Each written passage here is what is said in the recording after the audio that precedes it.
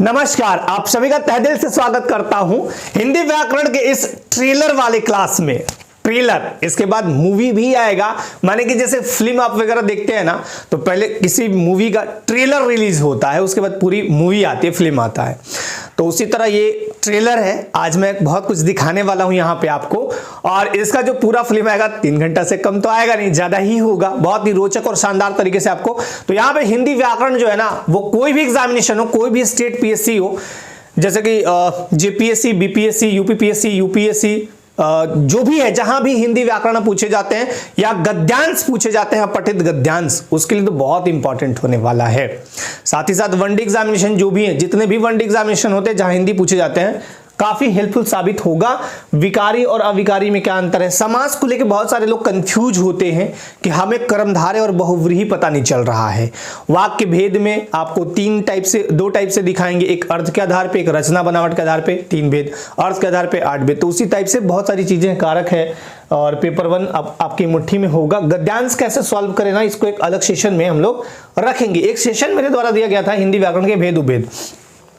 तो अभी आपको एकदम सिलसिलेवार और शुरुआत से दिखाते हैं। थोड़ा ट्रेलर है, और ये इसमें मैं आपको कुछ चीजें ये 1 मिनट बताने वाला हूं, ठीक है। चलिए यहां पे देखिए, सबसे पहला था ना कि अपठित, सबसे पहला था ना आपका कि विकारी अविकारी क्या होता है। लेकिन उसके पहले समझिए कि वर्ण क्या होते हैं। वर्ण किसे कहते हैं? वर्ण अक्षर कह लीजिए या ध्वनि कह लीजिए, ठीक है, ये ध्वनि कह लीजिए। लिखित रूप को हम अक्षर कहेंगे और मौखिक रूप को हम ध्वनि कहेंगे। वर्ण होते क्या हैं? तो जो भी आपका जो व्याकरण, हिंदी व्याकरण का जो मूल चीज पढ़ा जाता है ना, मूल इकाई, जैसे आप पढ़ते हैं ना कंप्यूटर मेमोरी में बिट्स पढ़ते हैं ना, उसी तरह सबसे छोटी यूनिट, उसी तरह हिंदी व्याकरण में वर्णमाला में आप जाइएगा, जो भी है शब्द वगैरह, तो उसकी छोटी और मूल इकाई मानी जाती है वर्ण। किसी भी शब्द हो, कोई भी हो, तो उसका मूल इकाई वर्ण। अब वर्ण में अक्षर और ध्वनि मैंने लिखा, जैसे मैं बोल रहा हूं क बोला तो ये ध्वनि हुआ, आपने सुना, बट मैं इसी क को अगर लिख दूं तो ये अक्षर बन जाएगा। तो वर्णों के समूह को वर्णमाला कहते हैं। वर्णमाला वगैरह तो बहुत सारे आप पढ़े भी होंगे। इसी में 2 आते हैं, स्वर वर्ण और व्यंजन वर्ण। स्वर वर्ण में 11 आते हैं, और व्यंजन वर्ण में आपका जितना भी बच गया, लेकिन इसमें प्लस 2 अयोगवाह होते हैं। अयोगवाह किसको बोलते हैं? एक अंग को, और एक दूसरा बोलते हैं अह को। तो 52 में से घटा लीजिए, 2 में से 1 गया 1, 5 में से 1 गया 4, 41 प्लस 2, इसको हम अयोगवाह को अलग भी रखते हैं, तो 43, और उधर आपका 11। सोचिए कि हिंदी व्याकरण में 52 वर्ण है, और इंग्लिश में कितने हैं? 26 अल्फाबेट्स, डबल है, ठीक है। खैर, अब हम आते हैं शब्द। तो वर्णों के समूह को वर्णमाला कहते हैं। हर एक वर्ण को जब जोड़िएगा ना, यही वर्ण जब जुड़ेंगे एक साथ, वर्ण जुड़ते जाएंगे तो क्या बन जाएंगे? एक शब्द बन जाएगा। इसका रिजल्ट क्या होगा? शब्द। इसका रिजल्ट क्या होगा? शब्द।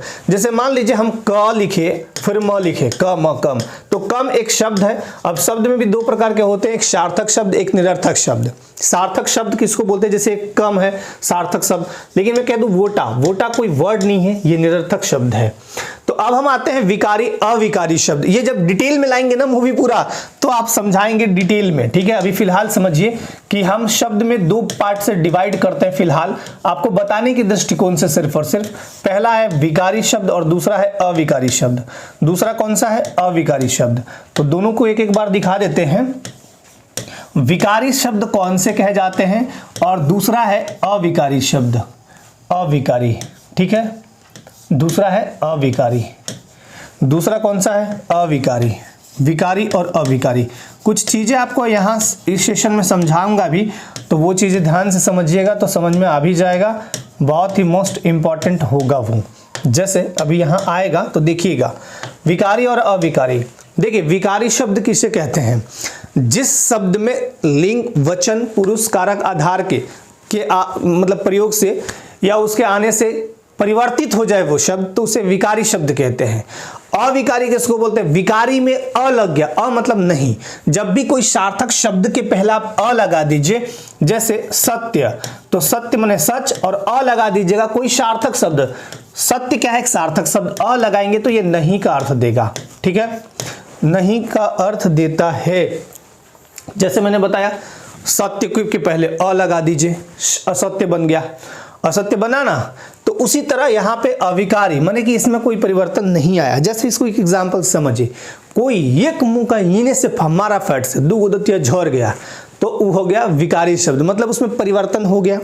लेकिन कोई एक फट मारा और सब के सब वैसे ही के वैसे ही रह गया तो अविकारी। इसको फिर से डेफिनेशन के तौर पे समझाता हूं कि जिन शब्दों में लिंग वचन पुरुष कारक के आने से कोई परिवर्तन ना हो उसे हम अविकारी शब्द कहते हैं, और इसे ही हम अव्यय भी कहते हैं। तो अव्यय या अविकारी एक ही है। जैसे आप खाते हैं समोसा, समोसा कह लीजिए, सिंघाड़ा कह लीजिए, समोसा कह लीजिए, कोई दिक्कत नहीं, वो अव्यय अविकारी ही होगा। और उसी तरह नाम इसका अव्यय या विकारी। विकारी शब्द के चार भेद। आप संज्ञा, संज्ञा परिवर्तित हो जाता है, संज्ञा। इसी तरह आपका सर्वनाम, सर्वनाम भी बदल जाएगा। एक एग्जांपल दिखा देते हैं कैसे बदलेगा। फिर है विशेषण और क्रिया, विशेषण और चौथा है क्रिया। ठीक है, क्रिया कैसे बदलेगा। जैसे मान लीजिए संज्ञा में मैं नाम लेता हूं, जैसे मैं नाम लेता हूं, जैसे कोई जगह है, जैसे नदी है, नदी संज्ञा है, नदी संज्ञा है ना। जातिवाचक संज्ञा, संज्ञा के कितने भेद, तो 5 भेद।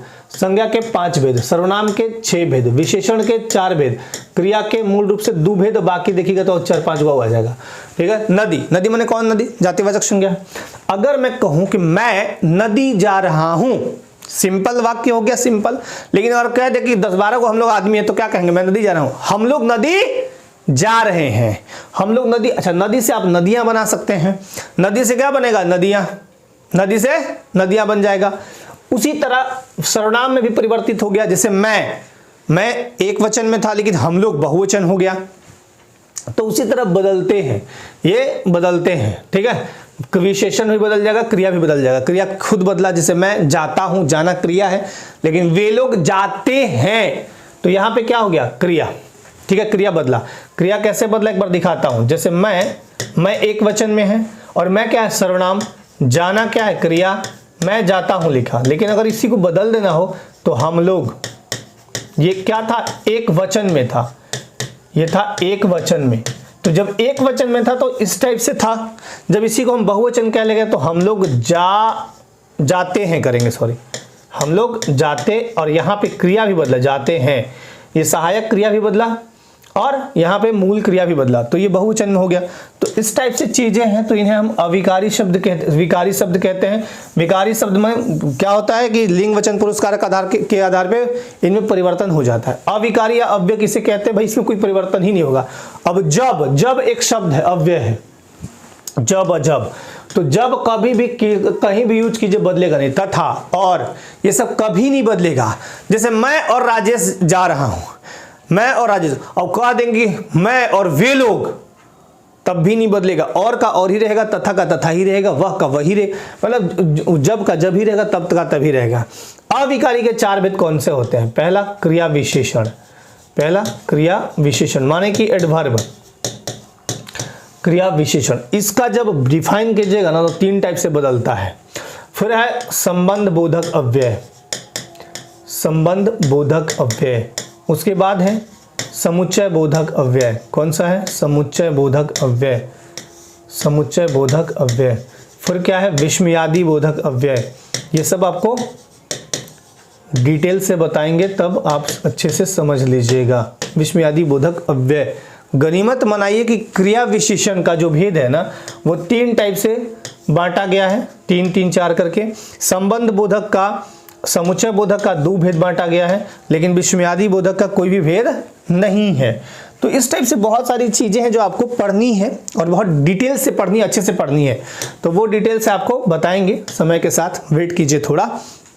अच्छा, अब आते हैं हम लोग कि वाक्य किसे कहते हैं। तो भाई कोई भी जिसमें एक उद्देश्य और एक विधेय होना चाहिए, इसे हम सेंटेंस बोलेंगे, सेंटेंस। वाक्य के भेद का जब वर्गीकरण पढ़िएगा ना तो ये 2 टाइप से किए गए हैं, रचना या बनावट के आधार पर। रचना या बनावट के आधार पे ये कितने भेद होते हैं, तो ये 3 भेद होते हैं, 3 टाइप के वाक्य होते हैं। वही अगर बात करें अर्थ के आधार पे, तो अर्थ के आधार पे कितने भेद होते हैं, 8 भेद होते हैं। ठीक है, 3 भेद 8 भेद।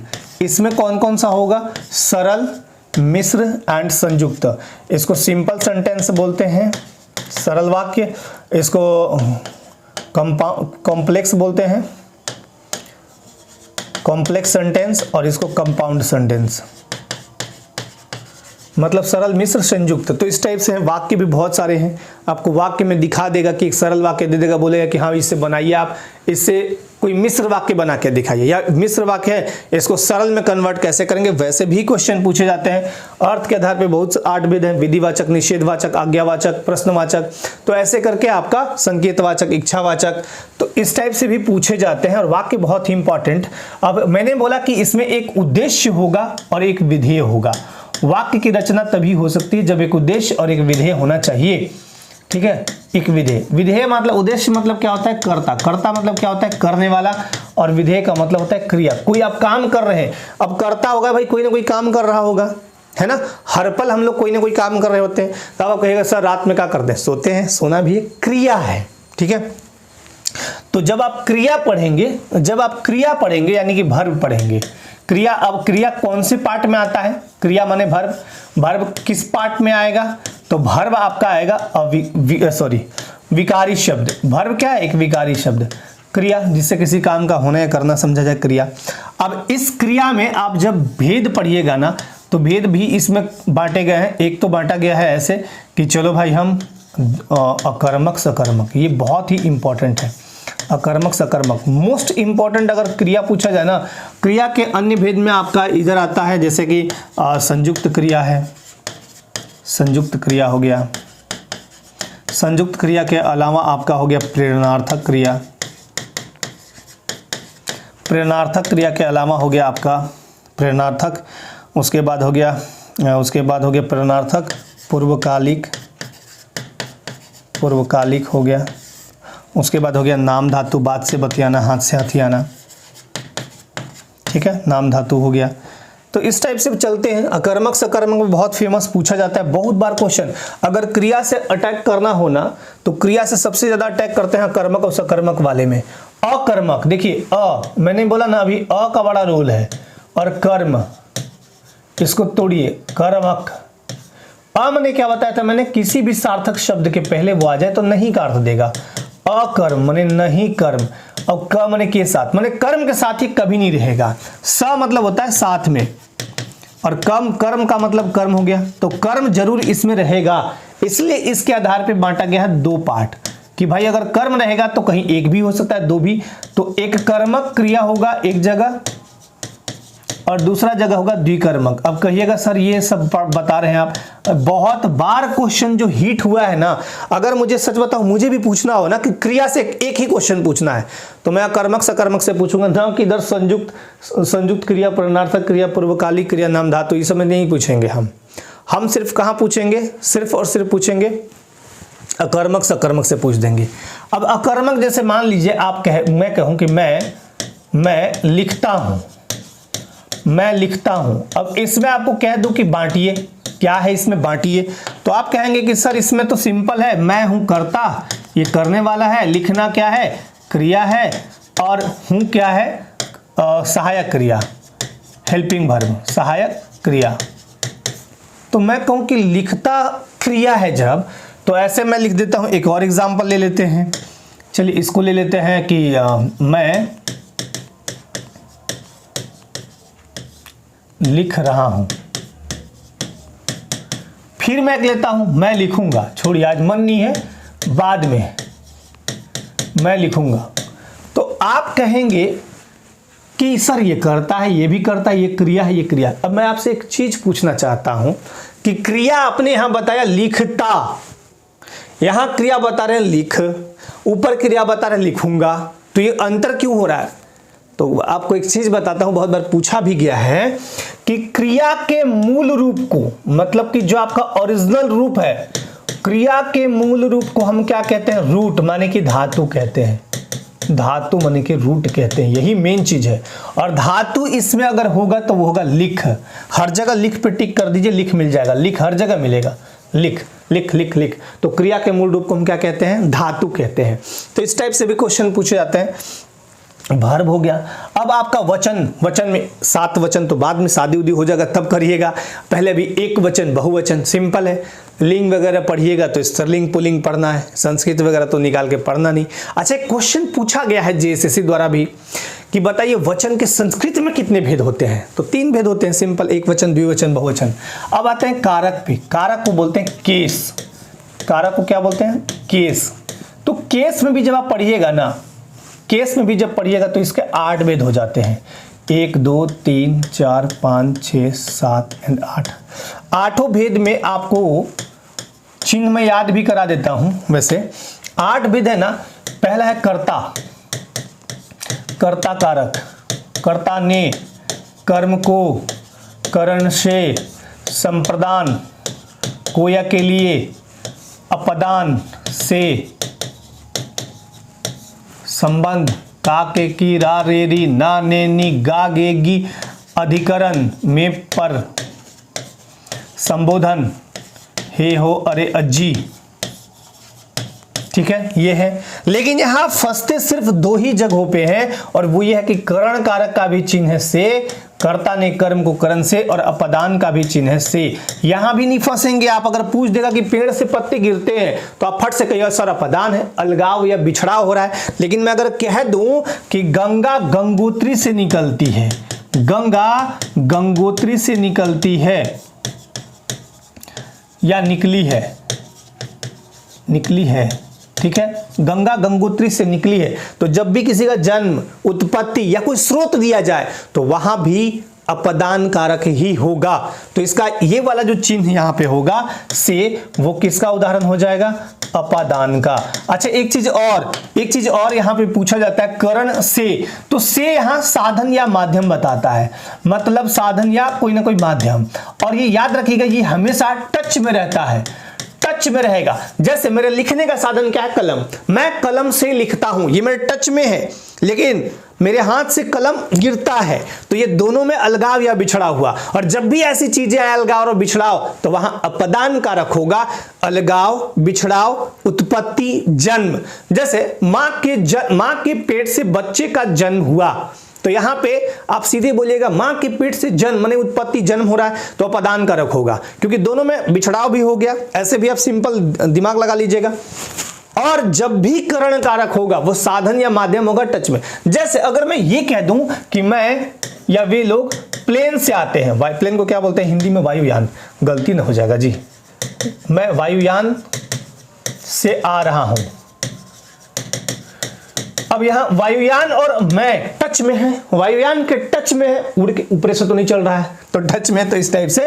तो कर्ता ने कर्म को करण से, संप्रदान कोया के लिए, अपदान से, संबंध, काके की, रारी नानी की, गागे की, मामी, जो भी है, अधिकरण, संबंध हो गया, अधिकरण, में पर, संबोधन, हे हो अरे अज्जी। क्लियर? तो कारक वगैरह ये चीजें होती हैं। उसके बाद आपका कारक हो गया। अब आते हैं मोस्ट इंपॉर्टेंट, जो आपको समास जान डाल देगा, इसको बोलते हैं हम लोग कंपाउंड। कंपाउंड, कंपाउंड, इसको क्या बोलते हैं? कंपाउंड। लेकिन समास का विग्रह भी होगा। देखिए, इसमें ना 2 पद होते हैं, याद रखिएगा। इसमें कितने पद होते हैं? 2 पद। तो 2 पदों को मिलाने की प्रक्रिया समास कहलाएगी। यानी इसमें 2 पदों का योग होता है। और संधि जब आप पढ़ते हैं तो 2 वर्णों का, वर्ण किसे कहते हैं मैंने अभी जस्ट बताया। अ क्या है? एक वर्ण है। तो अ प्लस अ बराबर आ प्लस आ बराबर आ ही होता है। तो जब पढ़िएगा, जैसे छोटी ई प्लस छोटी ई बराबर बड़ी ई, दीर्घ ई, तो जब वो संधि उन्धि पढ़िएगा तो समझ में आ जाएगा। संधि के 5 भेद, यहां समास के 6 भेद। समास में 2 पदों का योग होता है। अब पद किसको कहते हैं? तो सिंपल समझ लीजिए ना, शब्द। शब्द हो गया पद, सिंपल अभी समझा रहा हूं। तो 2 पदों का मेल होता है। जैसे अगर मैं कह दूं लंबोदर, लंबोदर, तो लंबा है जो उदर, लंबोदर कहते हैं। लंबोदर क्या है? लंबोदर। तो लंबोदर में लंबा और उदर 2 शब्द हैं। लंबा, एक तो लंबा और दूसरा है उदर, तो कह देंगे लंबा है जिसका उदर, कह सकते हैं ना, तब ना लंबोदर। भगवान गणेश, सॉरी उदय लिख दिया मैंने, उदर। तो यहां एक तो उदर और दूसरा लंबा। अब यहां 2 तो आ गया, तो 2 पद हैं। तो पहले वाले को हम बोलते हैं, जो पहले आया उसको बोलते हैं पूर्व पद, और दूसरे वाले को क्या बोलेंगे हम लोग? उत्तर पद। क्या बोलेंगे? उत्तर पद। तो पहले वाले को क्या बोलेंगे? पूर्व पद, और दूसरे वाले को क्या बोलेंगे? उत्तर पद। तो 2 पदों का इसमें मिलन होता है। समास का जो शाब्दिक अर्थ है संक्षिप्त या संक्षिप्तीकरण या छोटा करना। अब लंबा है जिसका उदर, इसको छोटा कर दिया, लंबोदर हो गया। क्लियर है। अब इस हिसाब से देखिएगा तो समास के भेद होते हैं 6। कितने भेद होते हैं? 6। लेकिन वो कहता है ना कि हम ना या हम भी हैं, तो ये एक्स्ट्रा जोड़ लीजिए, है ना, जैसे एक्स्ट्रा है ये। बाकी 6 भेद होते हैं। कारक का अगर पूछा जाए, भी छूट गया था, कारक का पूछा जाए तो कितना भेद है? 8 भेद। लेकिन अगर आपसे संस्कृत में पूछ दे कि बताओ भाई कि संस्कृत में कारक कितने हैं संस्कृत में, तो संस्कृत में कहिएगा संस्कृत में 6 भेद हैं। कारक के कितने भेद? 6 भेद। क्लियर। चलिए नेक्स्ट, तो यहां पे है अव्ययी भाव। पहला है अव्ययी भाव। मैंने क्या बताया? अव्यय, जिसमें कोई विकार या परिवर्तन नहीं हो। अव्ययी भाव समास, इसमें प्रथम पद जो होता है वो अव्यय होता है और प्रथम पद ही प्रधान होता है, हेड। दूसरा बोलते हैं हम तत्पुरुष समास। तत्पुरुष और तत्पुरुष समास जब पढ़िएगा ना तो इसके 6 गो भेद होंगे। कौन कौन? तो कारक का पहला भेद माने कि कर्ता कारक हटा दीजिए, और लास्ट वाला भेद संबोधन, हे हो अरे अजी वाला, ये 2 हटा दीजिए, ये दोनों हटाना है। और बाकी बीच वाला जो 6 बचेगा, यानी कर्म, करण, संप्रदान, संबंध, अधिकरण, तो ये 6 भेद जो बचेंगे वो होंगे तत्पुरुष समास के भेद। तो तत्पुरुष के 6 बाल बच्चा हो गए, ठीक है, तत्पुरुष के 6 बाल बच्चा। अब आते हैं द्विगु, जिसका पहला पद प्रधान हो, पहला पद संख्यावाचक हो, सॉरी, जिसका पहला पद संख्यावाचक हो, ठीक है। तत्पुरुष में दूसरा पद प्रधान होगा, इसमें भी दूसरा पद प्रधान होगा, तो द्विगु हो गया। द्वंद्व, द्वंद्व समास का दोनों पद प्रधान होता है, दोनों कहता है कि हम दोनों एकदम प्रधान हैं, ठीक है। उसके बाद अब जो लड़ाई बीच में फाइटिंग वाला है ना, वो यही है 1 2 3 4, ये तो ठीक है। लेकिन अब आता है बारी कर्मधारय का। कर्मधारय कुछ और कहता है और बहुव्रीहि भैया कहते हैं कि हम कुछ और कहेंगे। तू इधर चल तो हम इधर चलेंगे, बहुव्रीहि। क्लियर। कर्मधारय और बहुव्रीहि। लेकिन आपको एक ट्रिक बताते हैं तो कभी फेल आप नहीं होइएगा, गड़बड़ नहीं होगा, बहुत ही सिंपल वे में समझाते हैं। और कर्मधारय, इसमें सिंपल याद रखिएगा कि दोनों पदों के ठीक बीच में, इन दोनों पदों के ठीक बीच में 2 चीज लगा रहेगा तो पकड़ लीजिएगा, लेकिन वो टूटा हुआ रहेगा तब, है जो, या दूसरा है के समान। अगर ये लगा रहे तो समझ जाइएगा कि कर्मधारय है। जैसे अगर मैं कहूं नीला है जो कंठ, ध्यान दीजिएगा, नीला है जो कंठ, तो क्या कहिएगा? अब इसका मतलब भगवान शिव भी होते हैं नीला है जो कंठ। लेकिन अगर मैं इसी को पलट दूं और यहां पे लिखूं नीला है जिसका कंठ, यहां जगह नहीं, मैं नीचे लिखता हूं नीला है जिसका कंठ। क्लियर। दोनों में फर्क क्या है? दोनों भगवान शिव का ही है भाई। नीलकंठ किसको बोलते हैं? भगवान शिव को। तो नीला है जो कंठ अगर ऐसे तोड़ के दे तो पहला पद तो नीला है, दूसरा पद कंठ, इन दोनों के ठीक बीच में है जो है या के समान, दोनों में से कोई रहना चाहिए, तो कर्मधारय होगा।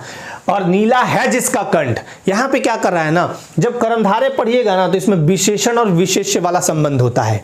क्या होता है वो डिटेल में जब पढ़िएगा तो समझ में आ जाएगा।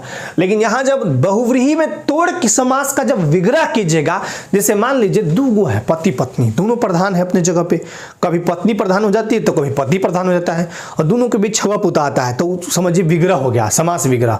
और समास कब होगा? समास को हम क्या बोलते हैं? 2 पदों को मिलाते हैं तब समास बनता है। इसी समास को हम समस्त पद भी कहते हैं, समस्त पद, या इसी को हम सामसिक पद भी कहते हैं। तो अगर आपसे कोई कहे कि सामसिक पद बताइए तो इसमें से कौन सा है, तो आप कहिएगा इसमें किधर है, लंबोदर या सामसिक पद है। अब कहेगा कि समास विग्रह कीजिए तो विग्रह, नीला है जिसका कंठ किया हुआ है, लंबा है जिसका उधर, ये विग्रह है, नीला है जो कंठ, ये विग्रह है। तो विग्रह तोड़ने की प्रक्रिया कहलाती है, और जो समस्त पद या समास या सामसिक पद होते हैं वो जोड़ने की प्रक्रिया है, मतलब जुड़ा हुआ है।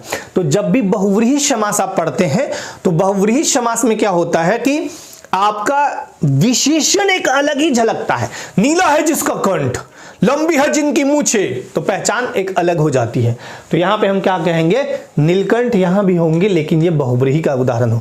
अब आप कहिएगा सर अगर मान लीजिए दोनों में से कुछ ना दे, नीला है जिसका कंठ न दे, नीला है जो कंठ न दे, खाली नीलकंठ दे दे, तब आप चुपचाप आंख बंद करके बहुव्रीहि को टिक कीजिएगा, क्योंकि उदाहरण बहुव्रीहि का है, बस तोड़ने की प्रक्रिया अलग होगी। तो बाकी चीजें जो भी है डिटेल से आप समझिएगा तो समझ में आपको आने लगेगा। तो यही सारी चीजें हैं। और इसमें आपको क्या देखना है? समास हो गया, बाकी आपको अनेक शब्दों के बदले एक शब्द हो गया, फिर आपका विलोम शब्द हो गया, पर्यायवाची शब्द हो गए, फिर और बहुत सारी चीज़ें इसमें हैं इंक्लूड, जैसे कि मैंने बहुत सारा चीज़ छोड़ा हुआ था। वाक्य बता दिया था, समास बता दिया था और कारक बता दिया था, लेकिन वचन, लिंग और उसके बाद फिर आपका संधि और पर्यायवाची शब्द हो गए, जैसे मुहावरे हो गए, लोकोक्ति हो गए, अनेक शब्दों के बदले एक शब्द हो गए, ये बहुत सारी चीज़ें हैं। और जब आप पढ़िएगा तो हिंदी का विकास भी आता है उसमें, हिंदी की उत्पत्ति कैसे हुई, हिंदी का संवैधानिक इतिहास हो गया, वो थोड़ा बहुत आप देखेंगे। जो पूरा फिल्म लाएंगे तो थोड़ा थोड़ा करके प्रत्यय उपसर्ग हो गए, तो बहुत सारी चीज़ें हैं जो आपको एकदम एक मैराथन सेशन लाएंगे, उसमें आपको 1 बाय 1 चीज़ों को करके दिखाएंगे, जो आपके एग्जामिनेशन के दृष्टिकोण से और जो आपके सिलेबस के अकॉर्डिंग बहुत। अब जेपीएससी में क्वेश्चन पूछे जाते हैं कि 5 को मुहावरा दे देगा, बोलेगा कि इसको अपने वाक्य में करके दिखाइए, लिखिए, मेंशंस राइटिंग में आता है पहला पेपर में, तो वो भी बहुत इंपॉर्टेंट। अब मुहावरा का अर्थ आपको आएगा तो वाक्य में कभी भी पुट कर दीजिएगा। आंखों का तारा होना, बहुत प्यारा होना, तो कुछ भी कह सकते हैं, उसको लेके बना तो सकते हैं ना, तो आपको आएगा तब ना आंसर बनाइएगा। तो ये सब चीज़ें हैं। चलिए सेशन कैसा लगा वो बताइएगा, और बाकी कोई भी हिंदी व्याकरण से रिलेटेड आपकी क्वेरी हो तो आपके कमेंट्स साधारण आमंत्रित हैं। अपने लाइफ में बिल्कुल स्वस्थ मस्त व्यस्त रहिए। सभी को बहुत बहुत धन्यवाद। एक बार सभी को जय हिंद।